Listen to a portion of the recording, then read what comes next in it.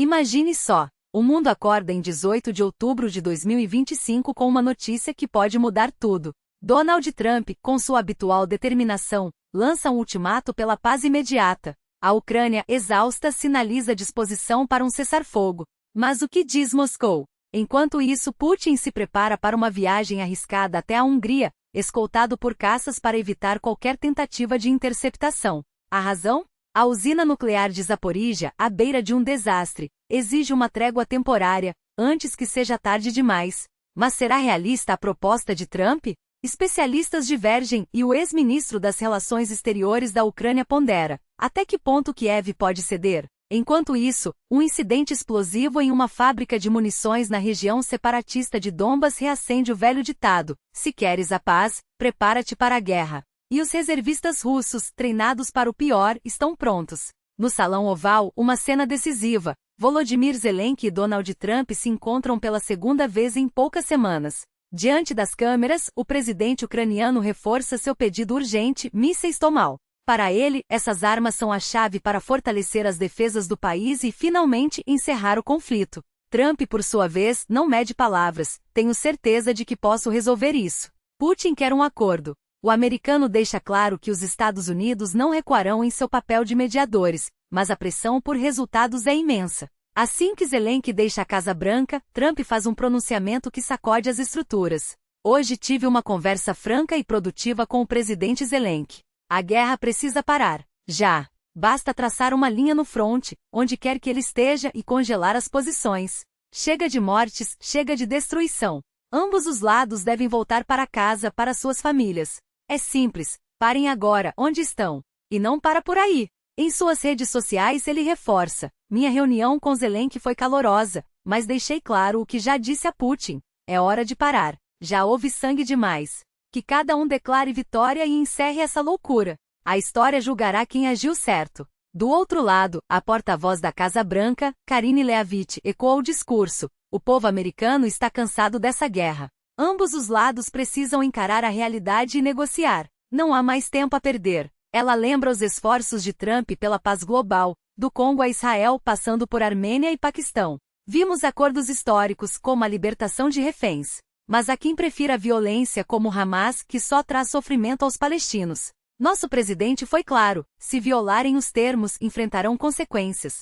Nos bastidores, porém, a tensão é palpável. Fontes revelam que a conversa entre Trump e Zelensky foi dura, até mesmo emocional. Após 2 horas e meia de debates acalorados, Trump encerrou a reunião abruptamente: por hoje chega. Vamos ver o que acontece na próxima semana. Ele já se prepara para um encontro com Putin em Budapeste, enquanto Zelensky, em uma coletiva, surpreende ao admitir: dadas as circunstâncias, com os recursos que temos e diante de um adversário tão poderoso, talvez seja a hora de parar onde estamos. O presidente Trump tem razão. É preciso congelar as posições e começar a dialogar. Se uma das partes não quiser, outras devem intervir. O que importa é um acordo justo e duradouro. A pergunta que fica é: até onde ambos os lados estão dispostos a ceder? A Ucrânia, pressionada, sinaliza flexibilidade. A Rússia, por sua vez, observa cada movimento. Enquanto isso, Trump não desiste. Afinal, ele já provou que consegue o improvável, como a trégua entre Israel e Gaza.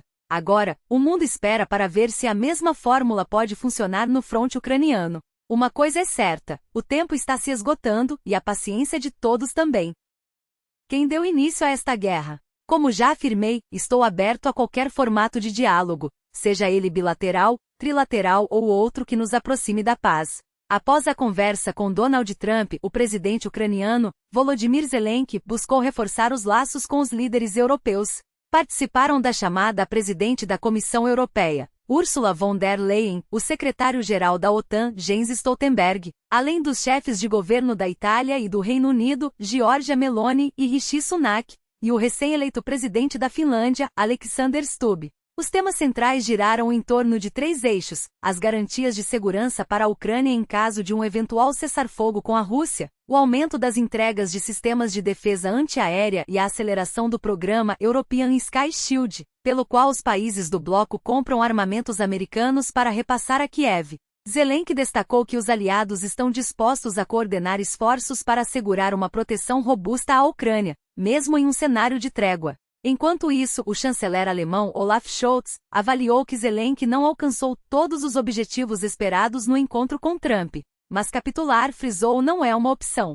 Se a Ucrânia cair, a Rússia não vai parar. A próxima na mira será outra nação europeia, advertiu. A reunião entre os presidentes dos Estados Unidos e da Ucrânia em Washington deixou claro: a Europa precisa intensificar seu apoio a Kiev em todas as frentes militar, política e econômica. Scholz reforçou a necessidade de um plano de paz que respeite a soberania ucraniana e garanta sua segurança.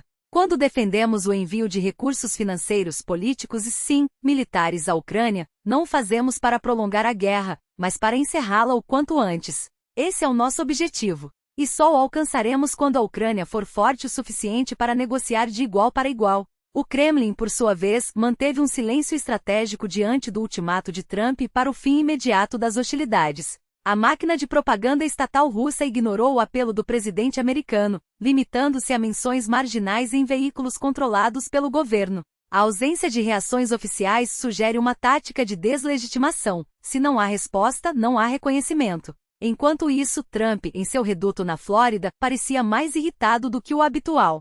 Seu plano de paz, ainda nebuloso, resume-se a uma ideia simples: pressionar ambos os lados a aceitar um acordo, mesmo que isso signifique reconhecer uma vitória parcial para cada um. Mas, como bem sabem os estrategistas, a simplicidade raramente funciona em conflitos de alta complexidade. A prova disso é a própria escolha de Budapeste como local para um possível encontro entre Trump e Putin. A decisão surpreendeu analistas e gerou especulações. Por que a Hungria, um país da UE cujas relações com Kiev estão cada vez mais tensas? Para o geopolítico Balázs Fabian, do Risk Consulting Group, a escolha não é casual. Putin consegue atingir vários objetivos com um único movimento, explica. Primeiro, negocia a guerra na Ucrânia dentro do território da UE, mas sem a presença de líderes europeus. Isso é um golpe simbólico contra Bruxelas, que se vê excluída do processo. Segundo, reforça a divisão entre a Hungria e a Ucrânia, aprofundando a crise diplomática entre os dois países. Zelensky já acusou Budapeste de permitir que drones húngaros violassem o espaço aéreo ucraniano no mês passado, ao que o governo de Viktor Orbán respondeu com ironia: a Ucrânia não é um estado soberano. A logística da viagem, porém, pode se tornar um pesadelo. Especialistas em aviação alertam que o avião presidencial russo enfrentará obstáculos significativos para chegar a Budapeste. Desde a invasão da Ucrânia, a UE proibiu voos de aeronaves russas em seu espaço aéreo, incluindo trânsitos. Para chegar à capital húngara, o jato de Putin teria duas opções: um caminho mais curto, sobrevoando a Polônia e a Eslováquia, ambos membros da UE e da OTAN, ou uma rota mais longa, contornando o Mar Negro e passando pela Romênia. A primeira alternativa reduziria o tempo de voo para cerca de 3 horas e 30, mas exigiria uma autorização especial do bloco europeu ou da própria Hungria. A segunda, embora viável, dobraria a duração da viagem, transformando uma simples deslocação em uma operação de alto risco. Ainda assim, a escolha de Budapeste não é apenas uma provocação. É um sinal de que Putin está disposto a explorar as fissuras no Ocidente, testando até onde pode ir sem desencadear uma reação unificada. Enquanto isso, nos bastidores, a guerra de narrativa segue acirrada. O ex-presidente russo Dmitry Medvedev, em um post no Telegram, voltou a ameaçar com retórica nuclear, acusando Trump de jogar com a paz como se fosse um jogo de pôquer. Ele sugere que Rússia e Ucrânia declarem vitória e sigam em frente. Mas isso não é uma solução, é uma rendição disfarçada. E nós não nos rendemos, escreveu, em mais uma demonstração de que, para Moscou, a diplomacia é apenas outra frente de batalha. Do outro lado, a resposta do governo americano às provocações foi típica da era Trump, direta, irreverente e sem filtros. Quando um repórter do HuffPost, veículo frequentemente criticado pelo ex-presidente, tentou esclarecer uma declaração da porta-voz da Casa Branca, Karine Jean-Pierre, sobre a escolha de Budapeste, recebeu uma resposta que viralizou: isso foi coisa da sua mãe. O mesmo tom foi repetido pelo diretor de comunicações da Casa Branca, Steven Sheun, que, ao ser questionado sobre a seriedade da resposta, foi ainda mais ácido. É engraçado que vocês se considerem um veículo de imprensa. Vocês são um panfleto de esquerda que ninguém leva a sério. Seus colegas riem de vocês pelas costas. Pare de nos enviar perguntas tendenciosas e ridículas. A troca de farpas, no entanto, não obscurece o fato de que o relógio está correndo. A Ucrânia precisa de resultados concretos, não apenas promessas para sustentar sua resistência. A Europa, por sua vez, enfrenta o dilema de equilibrar apoio militar com a pressão por uma solução negociada. E Putin, enquanto isso, joga suas cartas com a frieza de quem sabe que o tempo, no fim das contas, pode estar a seu favor. Resta saber se Trump, com sua abordagem disruptiva, será capaz de virar o jogo, ou se mais uma vez a história se repetirá, e a paz continuará sendo apenas um horizonte distante. E não é à toa que a memória de Budapeste, em 1994, ecoa com ironia amarga nos dias de hoje. Naquele acordo, Rússia, Estados Unidos e Reino Unido prometeram garantir a segurança da Ucrânia em troca da desnuclearização do país. Hoje, 3 décadas depois, o que vemos é Moscou não apenas violando aquelas garantias, mas também manipulando a própria infraestrutura crítica ucraniana como arma de guerra. O reparo das linhas de transmissão que alimentam a usina nuclear de Zaporizhia, danificadas por semanas de ataques e negligência, só foi possível graças a um frágil cessar-fogo local mediado pela AIEA. Uma trégua que, como todas as outras, parece mais um adiamento do que uma solução. Enquanto isso, a usina, operando há meses em modo de emergência com geradores a diesel, continua a um passo do desastre.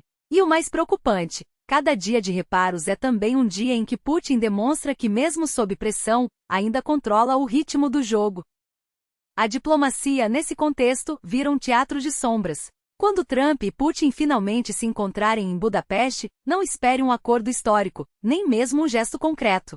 Como alertou o ex-chanceler ucraniano Dmytro Kuleba, o encontro não passará de uma encenação calculada. Trump quer mostrar que fala com ambos os lados, mas Putin só quer ganhar tempo. E tempo para ele é sinônimo de desgaste. Desgaste das forças ucranianas, desgaste da paciência ocidental, desgaste da unidade europeia. Enquanto Kiev luta para manter suas linhas de suprimento e Washington debate o próximo pacote de ajuda, Moscou avança em pequenos passos, um ataque aqui, um bloqueio ali, sabendo que, no longo prazo, a exaustão pode ser sua maior aliada. A pergunta que fica é, até quando o Ocidente estará disposto a pagar o preço da resistência? Porque, para Putin, a resposta é clara, o quanto for necessário. Enquanto isso, nos bastidores, Trump flerta com outra aposta arriscada. Sua possível reunião com Kim Jong-un, em meio a uma turnê asiática, cheira a déjà vu. No passado, as cúpulas com o ditador norte-coreano renderam fotos históricas e 0 resultados práticos. Hoje, com Pyongyang abastecendo a Rússia com armas para a guerra na Ucrânia, o simbolismo seria ainda mais grotesco. Trump, é claro, insiste que tem uma conexão especial com Kim, como se afinidade pessoal pudesse substituir estratégia. Mas a realidade é que enquanto Washington se distrai com gestos grandiosos, Pequim observa de perto e aproveita para consolidar sua influência na região. Afinal, se há uma lição que a história ensina, é que regimes autoritários não negociam por boa vontade.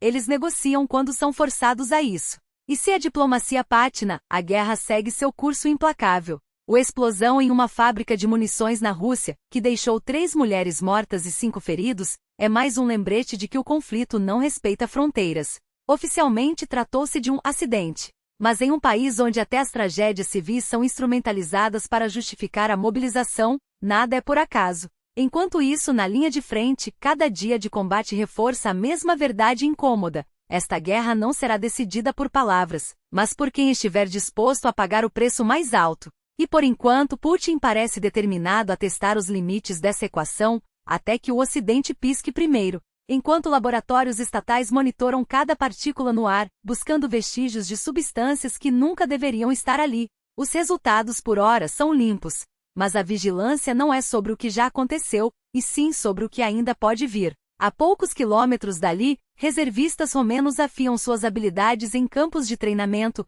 movidos por uma certeza silenciosa. A guerra que eles esperam nunca chegar é a mesma que, se chegar, não perdoará quem não estiver preparado.